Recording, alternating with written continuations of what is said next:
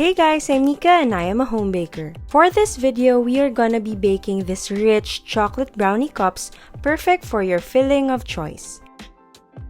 To start, we are going to melt together our chocolate and butter. You can use a double boiler or a microwave for this one.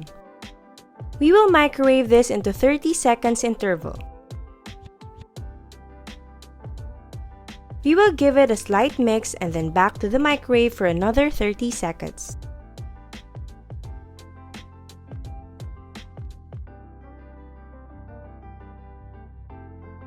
Now that's done, we are going to mix this until the chocolate and butter is completely melted.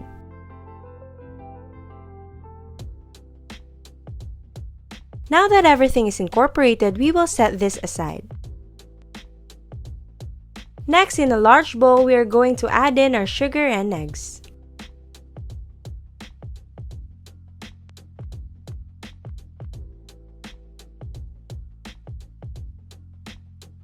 Uy, kambal pa yung isang egg natin.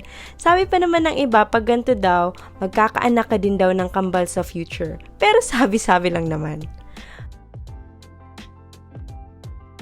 Okay, so next you're going to add in our melted chocolate and butter into the mixture and give it a mix.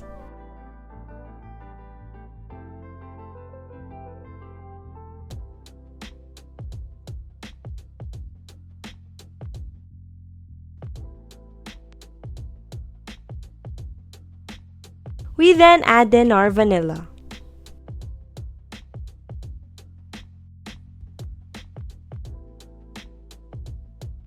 Next, we are going to add in our dry ingredients. That's 150 grams of flour and 15 grams of cocoa powder. We will then give this a mix until everything is combined.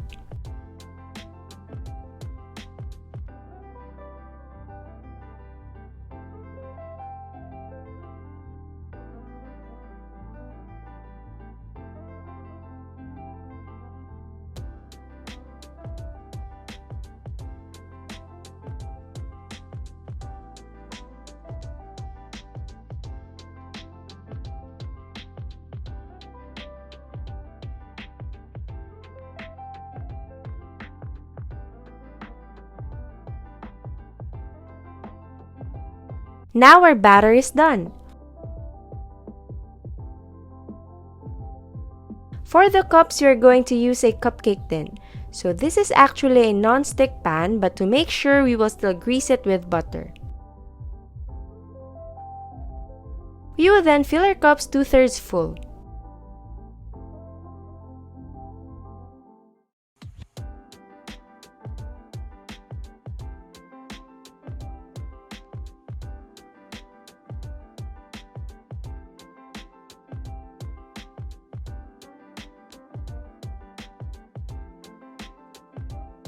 We will bake this at a preheated oven of 170 degrees Celsius for 20 to 30 minutes or until a toothpick inserted comes out with a few moist crumbs. So our brownie cups here is fresh from the oven. So to create that cup shape, we will be poking the center of our brownies. You can use anything for this one. As you can see here, I'm just using a rolling pin.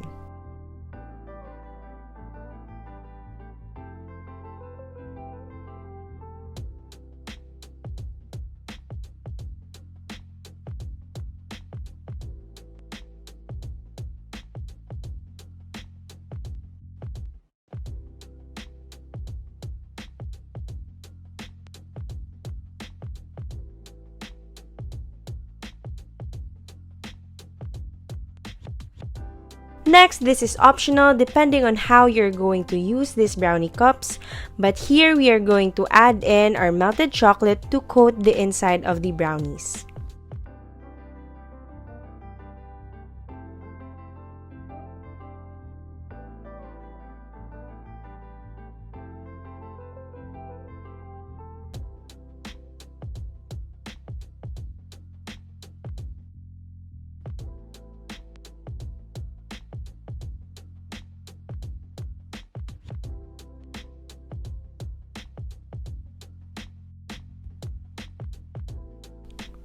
And that's it! You can fill this however you want.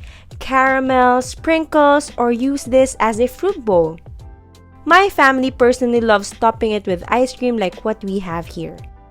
I hope you enjoyed this video. Let me know in the comment section how your brownie cups turned out. Or you can also reach me through my socials. I link them down in the description box. Don't forget to give this video a thumbs up, subscribe to my channel, and click the notification bell to stay updated. See you again next week. Happy baking!